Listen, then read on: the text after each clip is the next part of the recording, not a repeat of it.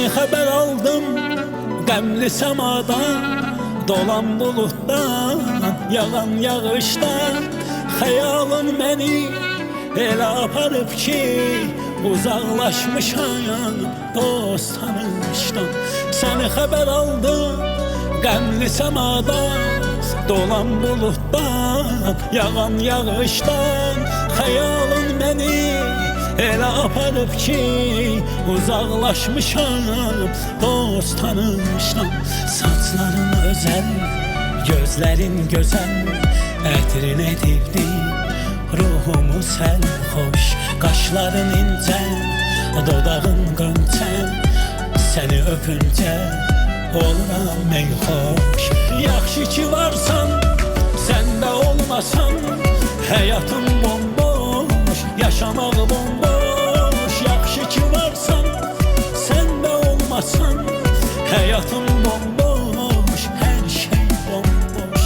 Mən külək olum, sən də bir dəniz, mən əsim sənə, sən də mənə coş. Mən şair olum, sən də bəstəkar, mən şeir yazım, sən də nəğmə qoş. Mən külək olum, sən də bir dəniz, mən əsim sənə, sən də mənə coş. Mən şair olum, sən də bəstəkar, mən şeir yazım, sən də nəğmə qoş.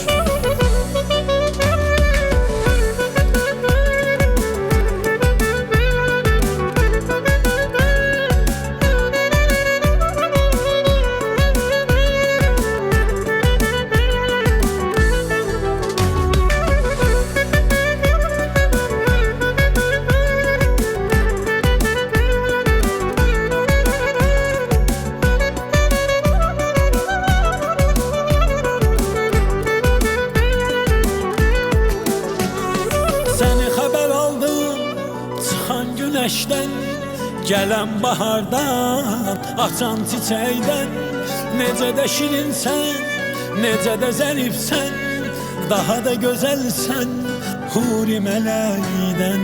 Səni xəbər aldım çıxan güneşten, gelen bahardan, açan çiçekten, necə də şirinsən, necə də zərifsən, daha da gözəlsən huri mələkdən.